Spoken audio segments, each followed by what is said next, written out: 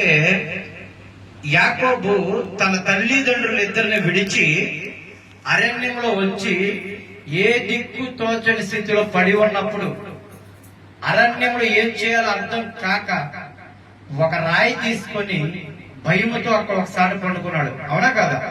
ఆ రాయి తలకాడిగా చేసుకుని పండుకున్నప్పుడు అక్కడ దేవుడు యాకోబుని దర్శించాడు.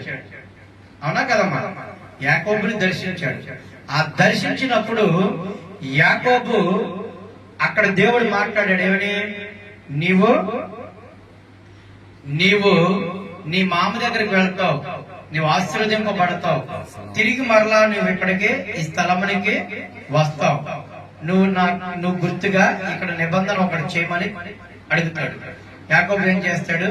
నిబంధన చేసుకొని వెళ్తాడు తన మామ దగ్గరికి. మామ యాకోబుని పంపించడానికి ఇష్టం లేదు.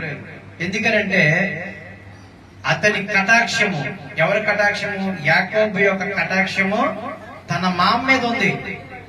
తన ద్వారా ఆశీర్వదింపు పొందుతున్నాడు. యాకోబు ద్వారా ఆశీర్వదింపబడుతున్నాడు, దీవింపబడుతున్నాడు. సంపద అంతా కూడా ఉన్న కొంచెం కూడా బహుగా విస్తరింపబడుతుంది. మరి అలాంటి వాళ్ళు ఇప్పుడు మీరున్నారు.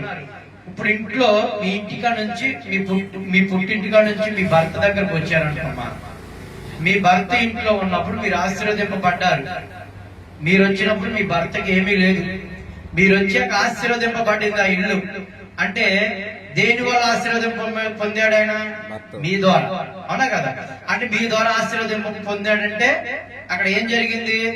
దేవునితో నువ్వు నడుస్తున్నావు కాబట్టి నీ బట్టి నీ భర్తను ఆశీర్వదించాడు.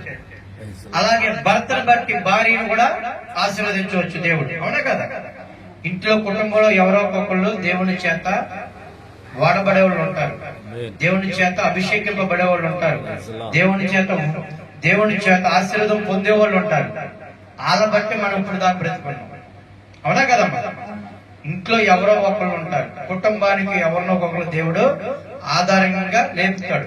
అయితే మన కటాక్షం ఎవరి మీద ఉండాలి? ఆయన మీద ఉండాలి. మనం ఎవరి వైపు చూడాలి? దేవుని వైపు చూస్తే ఆయన మనల్ని ఏం చేస్తాడంట? ఆశీర్వదిస్తాడు. మరి యాకోబు విషయంలో లాభానికి చేసింది అదే దేవుడు.